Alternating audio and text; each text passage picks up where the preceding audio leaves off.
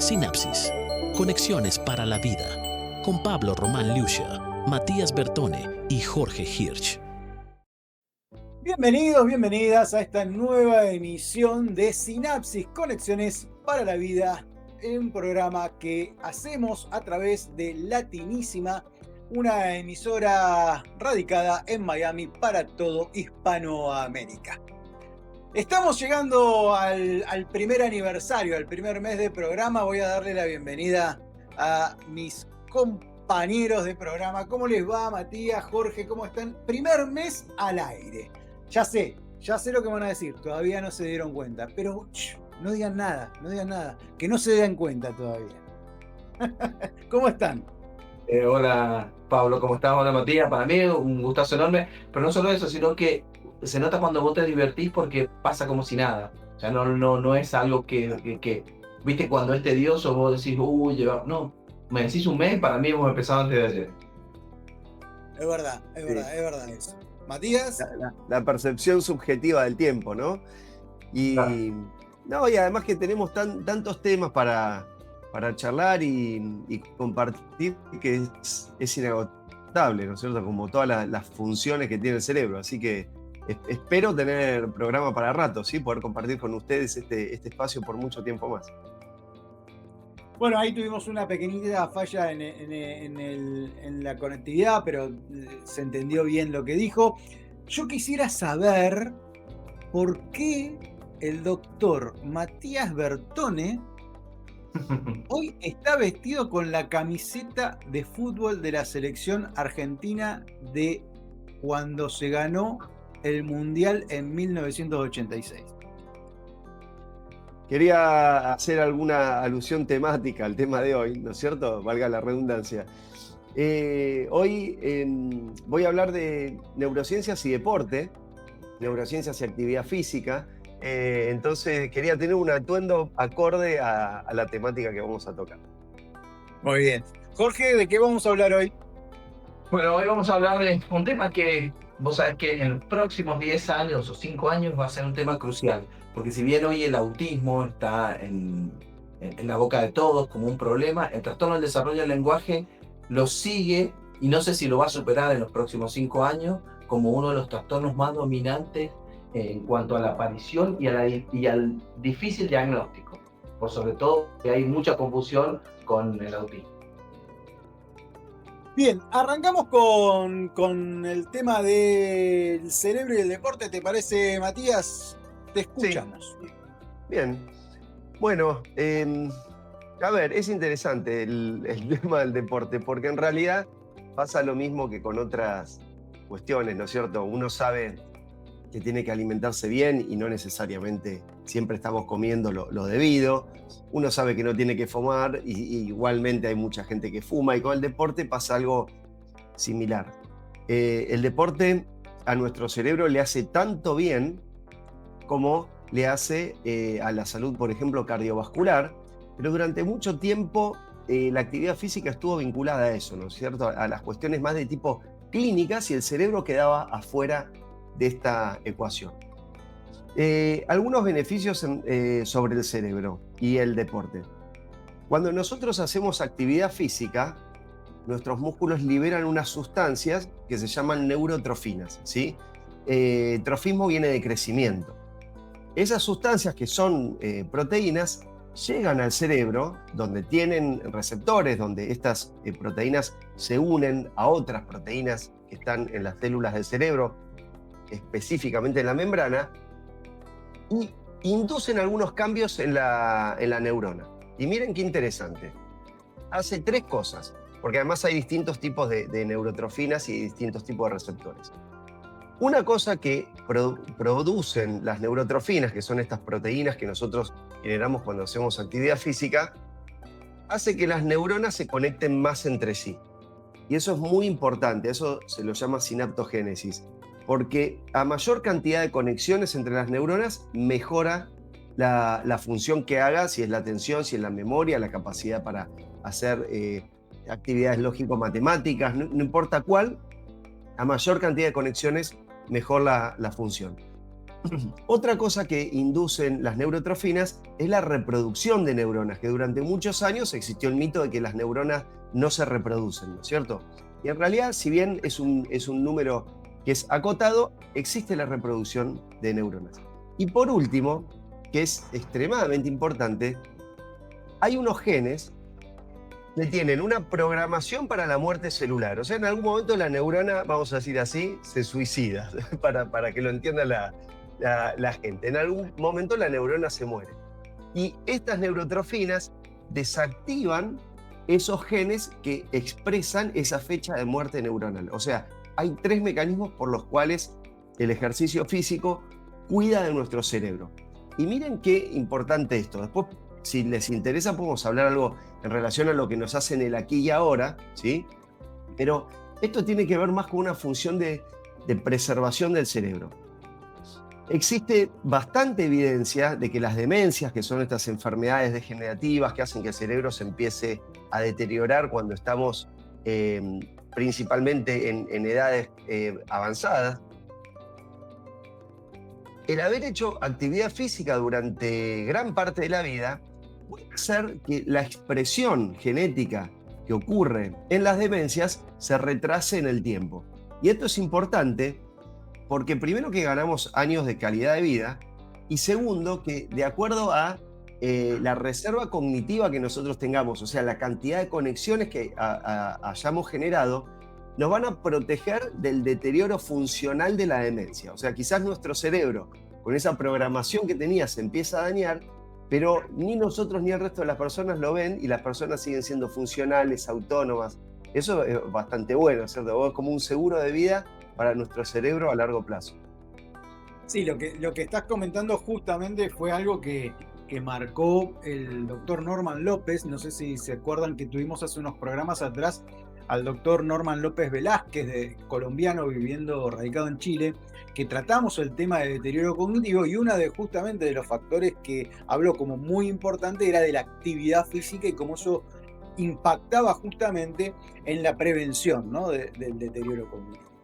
Perdón, vos sabés que llevándolo a la especialidad mía, el neurodesarrollo, nosotros los seres humanos somos seres psicomotores por excelencia, pero no porque nos movemos, sino porque desarrollamos habilidades cognitivas de lenguaje y de comunicación a través de los gestos y del sistema motor. Las neurotrofinas son un factor clave para que los factores de crecimiento cerebral se den durante el neurodesarrollo. Es decir, el niño cada vez que se mueve aumenta la conectividad en su cerebro. Luego fíjate que uno de los factores clave de que hay una alteración en el neurodesarrollo es que aparece lo que se denomina una hipotonía transitoria. La hipotonía transitoria que aparece en un bebé recién nacido a los 9 meses, 10 meses o 1 año es el síntoma primario de que algo está pasando dentro de su neurodesarrollo. Si bien puede caminar después al año, pero ese síntoma es una desconexión entre el sistema motor y los sistemas cognitivos y que sobre todo si no está tratado tempranamente, todo esto de lo que hablaba Matías se pierde el desarrollo que es fundamental para la construcción de circuitos. Yo me imagino que del otro lado tenemos público de todo tipo, ¿no? Tenemos al que es deportista, como puede ser alguien que hace deportes desde hace muchos años, alguien que tiene una rutina diaria de deporte, pero también tenemos a quien tiene un trabajo rutinario de oficina, que no en teoría, entre comillas, no tiene tiempo para generarse una rutina de deporte. ¿Qué podemos decirle justamente a ese, ¿no? Porque el que hace deporte está ya en el camino. Pero ¿qué le podemos decir a quien todavía no arrancó o que está con el pensamiento de que no tengo tiempo, esto va a ser difícil para mí, me canso mucho? O sea, ¿es necesario hacer un deporte estructurado, el gimnasio 3-4 veces por semana, o un deporte como el fútbol, el tenis, etcétera, para lograr estos efectos? Muchas preguntas, muchas muy interesantes. Voy a empezar por la última y después voy para atrás. Estructurarlo, sobre todo cuando dijiste para que empiece el que no está haciendo, estructurarlo es lo mejor que puede hacer una persona. ¿Por qué? Porque si yo a mi cerebro le doy a elegir, ¿qué hacemos? Vemos una película en Netflix y comemos pochoclos, salimos a comer. Salimos a correr. Son preguntas complicadas, ¿no es cierto? Porque nosotros tenemos una tendencia a tratar de buscar el placer, ¿sí? Y la comodidad y el sedentarismo. Entonces, planificar es absolutamente clave para poder sostener la actividad física. Otra cosa importante es esta. Dijiste un montón de frases que nosotros tenemos que entender, que nuestro cerebro, si bien es un órgano maravilloso, también es un órgano extremadamente tramposo. Y que nosotros generamos pensamientos racionales, de manera voluntaria y controlada, pero que también nos brotan y surgen solos pensamientos que son automáticos y que son irracionales. Y mucho de lo que vos acabas de decir son ese tipo de pensamientos que si nosotros no los identificamos, decimos, no, bueno, como es un pensamiento propio, es real, ¿sí? No tengo tiempo. Pensamiento irracional. ¿Cómo corrijo ese pensamiento irracional? Debo organizar mi semana como para poder reservarme 3 horas para dedicarle a la actividad física. ¿Qué voy a empezar ahora si ya estoy grande y nunca hice nada? Siempre es mejor iniciar la actividad física en algún momento de la vida que no hacerlo nunca. A mí nunca me gustó hacer actividad física, yo no estoy hecho para eso. No existe ningún tipo de evidencia científica y coherente que diga que haya un ser humano en el planeta Tierra que no haya nacido para hacer actividad física, ¿sí? Me aburre, ¿no? También. Me aburre. No, a mí me aburro haciendo ejercicio me aburro. A mí me aburre. Entonces, tenemos que hacer lo que los cognitivos llaman modificar el locus de control externo a interno. Yo cuando voy al gimnasio me aburro. Bueno, es tu responsabilidad encontrar una actividad con la cual vos puedas entrenarte y que no te aburra. ¿Qué te pasa? En el gimnasio me aburro. Salí a correr, no me gusta correr. Andá a nadar, no me gusta nadar. Andá en bicicleta, no me gusta andar en bicicleta. Y cada vez que empiezo algo, a la semana lo dejo. Hacé en grupo. Así si te anotas en un grupo, el grupo te impulsa. Entonces, lo bueno es, estamos hablando de deporte y terminamos hablando otra vez del cerebro, que es ojo con los pensamientos automáticos, porque ahora los podemos utilizar para cualquier cosa. ¿Por qué no dejar de fumar? No, pero yo fumo poco y además, como salgo a correr, tan mal no me hace. Cuidado que los pensamientos irracionales a nosotros nos llevan a un lugar de comodidad, ¿no es cierto? Una zona de confort, y no necesariamente eso para nosotros vaya a ser positivo, ¿sí? Ahora hablando del deporte, todos estos ejemplos que vos diste son espectaculares. ¿Y caminar? Porque, digamos, no hay nada más fácil y sencillo que decir, bueno, salgo a caminar 50 minutos, 60 minutos por día. Sí, hay una diferencia técnica entre el entrenamiento y la actividad física, ¿sí? El entrenamiento es cuando uno lo planifica. Dice, yo voy a salir a correr para hacer una maratón, yo voy a salir a nadar en bicicleta y a correr para hacer un triatlón. Ese es el entrenamiento físico. Pero lo que vos decís, Pablo, es espectacular porque nosotros podemos incluir la actividad física en nuestras rutinas y decir, bueno, yo voy a ir en tren al trabajo, pero voy a volver caminando. Yo voy a empezar a ir en bicicleta a hacer tal y cual cosa. Yo no voy a utilizar más el ascensor y voy a utilizar la escalera. Nosotros podemos incluir actividad física dentro de nuestras rutinas y bueno, nosotros nos conocemos hace mucho y tenemos una amistad hace muchos años. Vos sabés que esto que estoy diciendo no es de los libros, que yo lo hago, que yo digo, bueno, no, claro, este día voy a ir al trabajo corriendo, este día voy a hacer, incluyo dentro de mis rutinas. Además es muy interesante eso porque cuando uno está cansado a mitad de camino no podés volver para atrás. Entonces, psicológicamente te impulsa a tener que terminar lo que vos iniciaste. Sí, yo es algo que esto que acabas de mencionar, más allá de la actividad física rutinaria que uno tiene, lo he incorporado desde hace mucho tiempo, ¿no? O sea, poder hacer todo lo que más pueda caminando, lo hago. En vez de subir por ascensor, voy por escalera. Todas esas cositas que acabas de mencionar, desde hace mucho tiempo que las he incorporado y me parece que es una buena forma, ¿no? Aunque sea de comenzar en esto. Después nos damos cuenta, ¿no? Que cuando generamos rutina, cuando empezamos a ver esos resultados, porque no solamente cambia el físico, ¿no? Cambia nuestra cabeza, cambia nuestra forma de procesar las emociones, de gestionar los conflictos. Realmente tiene un impacto impresionante la actividad física o el ejercicio en los procesos neurocognitivos que llevamos las personas. Sí, y si yo les pregunto, bueno, si yo les digo la palabra cannabis, opioides, ¿no es cierto? ¿A qué suena? Pensé como que cambiamos de tema y estamos hablando de drogas.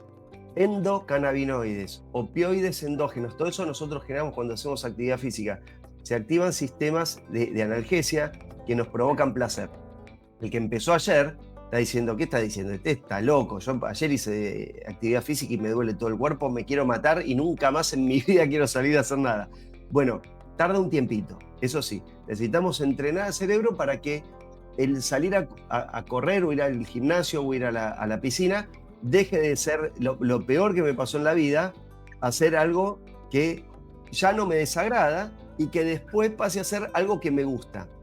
Porque también todos conocemos a alguien que no solo no le cuesta hacer actividad física, sino que ya es parte de su vida y lo disfruta, ¿no es cierto? Yo no veo a la gente en las maratones llorando antes de salir diciendo, uy, son un montón de kilómetros. Están todos contentos, bailan, saltan, ¿no es cierto? Y hay gente que se va a exponer a un esfuerzo físico muy, muy fuerte y así todos lo hacen con un ánimo exultante, muy eufórico.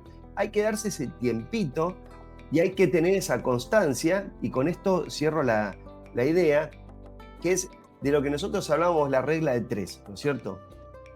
Sí. Haga ejercicio durante 3 meses, ¿sí? Hágalo por lo menos 3/4 de hora. No haga de 10 minutos y decir, ya hice. No, 10 minutos no. Mínimo, de 3/4 de hora para arriba.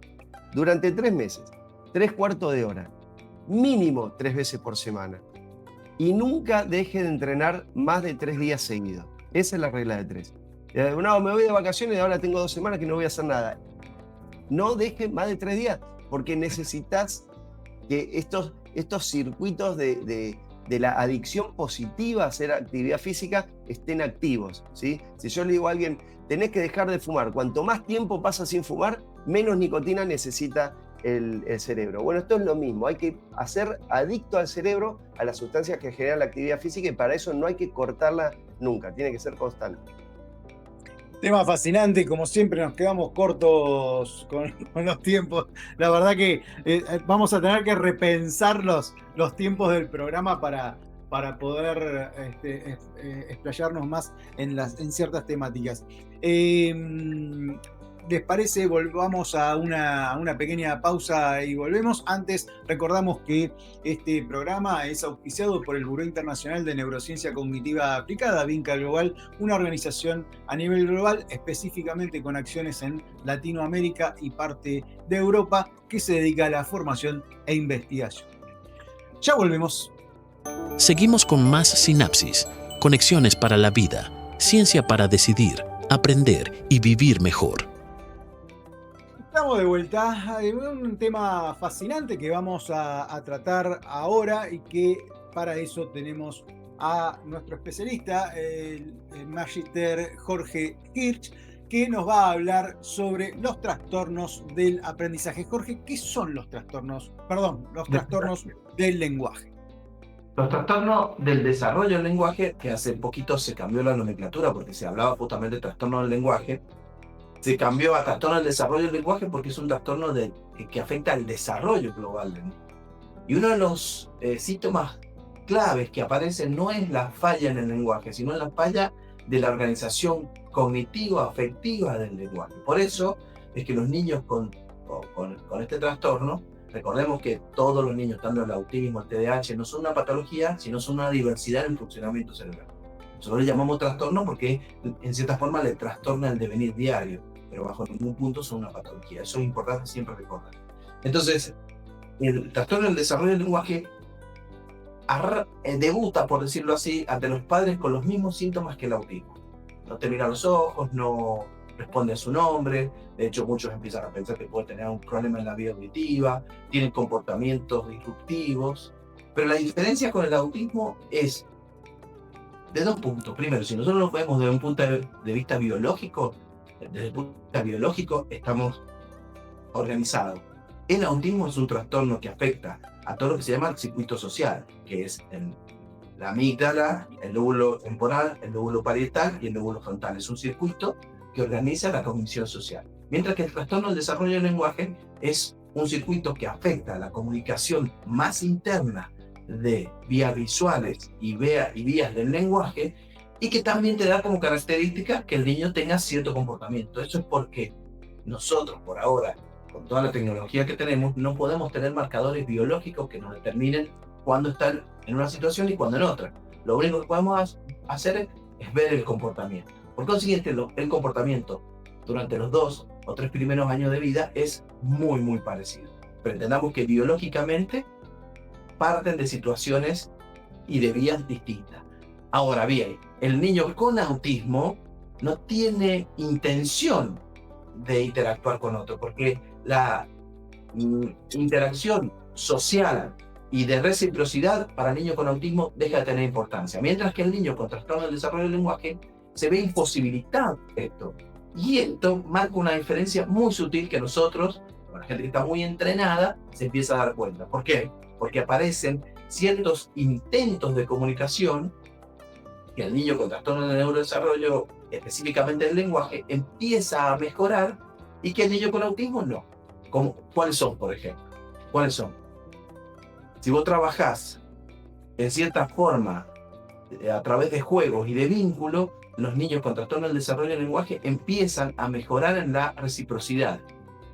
Otra cosa interesante es que entre el 3er año y el 4º año de vida y el 5º, los niños con trastorno del desarrollo del lenguaje, en una escala del 1 al 10, en interacción y en control de impulsividad, mejoran un 8, mientras que los niños con autismo tienden a estancarse un poco más. Ahora bien, ¿cuál es el problema que nos enfrentamos? Es que si vos tomás algunos test específicos de autismo a los 2 años, puede aparecerte un trastorno del desarrollo del lenguaje con diagnóstico de autismo. Y ahí es donde empezamos a tener un problema, porque después no sabemos para dónde seguir. Es decir, los síntomas son tan similares y se solapan uno con otro de forma tan efectiva, que si no te preocupas más por sacar al chico adelante que por hacer diagnóstico, podés cometer el error de caer en esta falacia de confundir el diagnóstico. ¿Y qué quiero decir con esto? Y esto es muy importante. Tanto los padres como los terapeutas, durante los 3 primeros años de vida, tienen que estar más enfocados en ayudar al niño a interactuar socialmente y a comunicarse, que a una fase de diagnóstica tan insistente que a veces no te lleva a nada.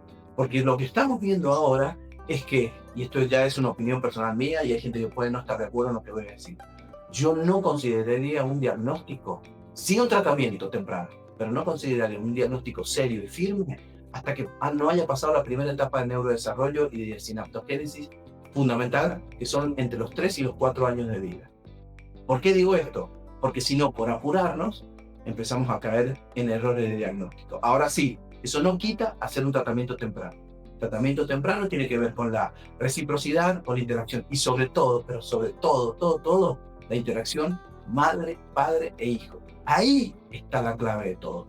La clave está en poder hacer que los padres comprendan que la interacción comunicativa con su hijo va a depender de ellos y que va a tener que potenciarse entre un 10 a 15, entre 10 a 15 veces más. Es decir, si yo a un niño de 2 años le digo vení y le digo por su nombre, a un niño con esta característica se lo voy a tener que repetir 15 veces aproximadamente. Jorge, Sí. repasemos para mamá, para papá. ¿A qué tengo que prestar atención y en qué tengo que activar mi alarma para poder detectar esto?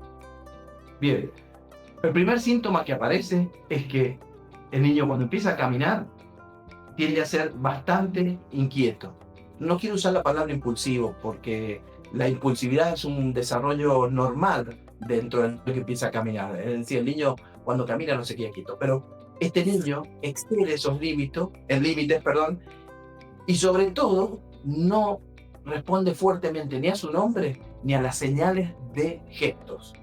Entonces, si vos pensás eso, en el autismo es exactamente igual. Entonces, si no obedece a señales de gesto, si no obedece a su nombre, si es bastante impulsivo, si algunas reglas básicas de convivencia las rompe, como por ejemplo una regla básica, a veces es que los niños cuando entran a una habitación y hay un adulto que no conocen, tienden a ser más inhibidos. Estos niños como que no prestan atención, es como que empiezan a vivir en un mundo muy paralelo. El autismo es por falla de la interacción social y en el TDL es porque empiezan a pensarse mucho más a sí mismos. Y como el lenguaje no viene, el lenguaje oral y el lenguaje de comunicación gestual, no viene en auxilio para integrar esa gesta entre él y el mundo, empiezan a, voy a decir una palabra que no es, más a encerrarse en sus propios pensamientos. Son pensamientos que ni siquiera tienen lenguaje. Entonces, lo más importante es prestar atención a estos signos. No responder nombre, aumenta su impulsividad o su tendencia a hacer cosas raras, y sobre todo tiende a pasar más tiempo con sus propias cosas que con otros niños. ¿Hay algún tipo de prevalencia según si son niños o niñas? El trastorno del desarrollo, bien, es una buena pregunta, porque el trastorno del desarrollo del lenguaje se ha visto más en niñas que en niños, mientras que el autismo se ve más en niños que en niñas. Pero estadísticamente, a pesar que son bastante significativos estos números, para lo personal, vos nunca sabés cuándo va a sucederte que él sea niño o niña. Pero por sobre todo, también lo que no entendés a veces es por qué estas sutilezas, en el trastorno del desarrollo del lenguaje, estas sutilezas las puede vencer algunos días y otros no. Que esa es una característica muy interesante que el autismo no suele tener. El autismo suele ser mucho más esquematizado. Mientras que los niños con desarrollo del lenguaje a veces te hacen cosas que sorprenden y después vuelven como para atrás. Bien, muy bien, un tema súper interesante. Les doy las gracias, vamos a pasar a la entrevista y hacemos una pequeña pausita. No te muevas, ya volvemos con más Sinapsis, conexiones para la vida.